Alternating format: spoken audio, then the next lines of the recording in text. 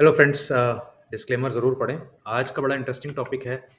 अ, ये चार्ट है नैस्डैक का, जो गोल्डन लाइन है, और जो वाइट लाइन है इसमें वो है आर्क ईटीएफ की। आर्क ईटीएफ एक बहुत पॉपुलर फंड मैनेजर हैं यूएस में, कैथी वुड्स के नाम से। और उन्होंने ये आर्क ईटीएफ की फंड मैनेजर जो हैं, उन्होंने कहा कि भाई हम जो कंपनीज़ में long term innovation technology driven companies हैं, या जो बिल्कुल ही कंप्लीटली डिसरप्ट करेंगी दूसरी कंपनीज़ को, उन कंपनीज़ में हम इन्वेस्ट करेंगे। और ऐसा करके उन्होंने एक पूरा नैरेटिव सेट किया। तो आप देख रहे हैं कि 2015 से लेके 2020 तक तो कुछ खास ऐसा आउट परफॉर्मेंस नहीं हुआ था। लेकिन 2020 के बाद, जब कोविड के बाद मार्केट में रैली हुई, तो ऐसे स्टॉक्स को बहुत ज़्यादा एक बैकिंग और फॉलोइंग मिली, और उनका ईटीएफ जो है वो 700% गेन पर पहुंच गया 2015 से 2021 में, जबकि नैस्डैक सिर्फ 232% बढ़ा था। तो ये फेज़ वन में बहुत ज़बरदस्त उनका ईटीएफ चला, और उनके स्टॉक्स में सारे hitech biotech stocks, ETF stock, tech stocks, वो सारे उसमें भरे हुए थे। नेक्स्ट फेज़ में क्या हुआ, 2021 में पीक बनाने के बाद उनका ये ईटीएफ वर्चुअली फेल हो गया। 65-67% की उसमें फॉल आ गई, जबकि नैस्डैक अभी भी उस पॉइंट से, जहाँ पीक बना था इनका, वहाँ से 42% ऊपर है। तो एक फेज़ में उन्होंने उनकी स्ट्रैटेजी बहुत अच्छी चली। दूसरे फेज़ में उनकी स्ट्रैटेजी बहुत ख़राब हुई। इनफैक्ट एक एक समय पे तो 80% डाउन भी आ गई थी। अगर हम दोनों को भी कंबाइन करें, तो भी पिछले 10 सालों में जो मार्केट है, वहाँ पे नैस्डैक वो 367% ऊपर है, और स्ट्रैटेजी जो है वो सिर्फ 157% ऊपर है। तो ये जो नैरेटिव की वजह से एक, और आप ये देखेंगे कि आज ये जहाँ पर है ईटीएफ, 2018 में भी वहीं था ये। तो पिछले 7 साल में तो वर्चुअली ज़ीरो रिटर्न है इसमें, और इससे नीचे भी गया हुआ है। तो बहुत मुश्किल होता है टू डिटरमिन कि कैसे हम एक सक्सेसफुल फेज़ से ट्रांज़िशन करें एक और स्टेज में। कहीं न कहीं जब ये रैली अपने कंप्लीटली एक एक्स्पोनेंशियल मूव में थी, हमारे को एक एग्ज़िट पॉलिसी कहीं न कहीं यहाँ बनानी चाहिए थी, ताकि हम इससे एग्ज़िट करें।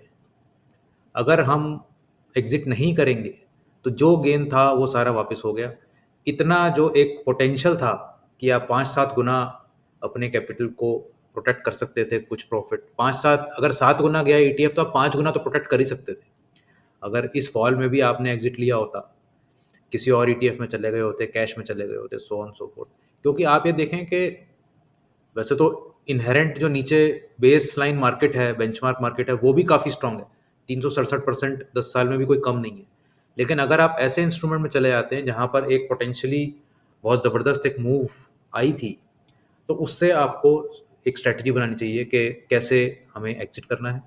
क्योंकि बहुत फ्रस्ट्रेटिंग हो जाता है, जैसे सपोज़ कोई, किसी ने इसमें ₹100 लगाए थे, और वो आज ₹800 तक जाके, और अब वो 250 पे है।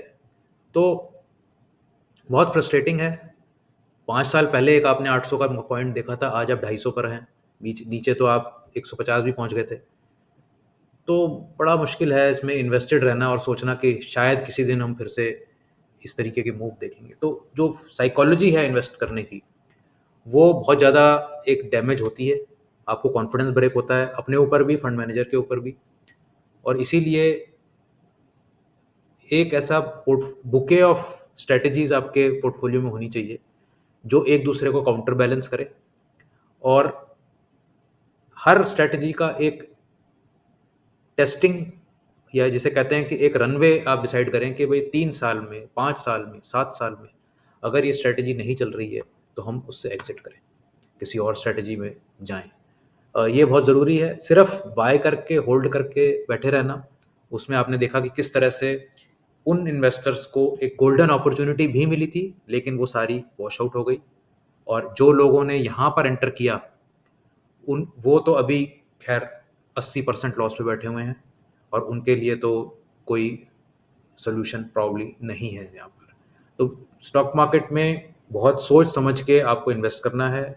एग्ज़िट आपके क्लियर होने चाहिए, टारगेट्स आपके क्लियर होने चाहिए और जो स्ट्रैटेजी है आपकी सेल्फ करेक्टिंग होनी चाहिए। अगर किसी मैनेजर ने कह दिया कि मैंने टेस्ला में इन्वेस्ट किया है और टेस्ला आज $200 है और वो 2000 जाएगा, तो उसके कहने से तो चला नहीं जाएगा। मार्केट अगर उसको 200 पे आज वैल्यू कर रही है और कोई कुछ भी कहता रहे, आज तो वो 200 ही है।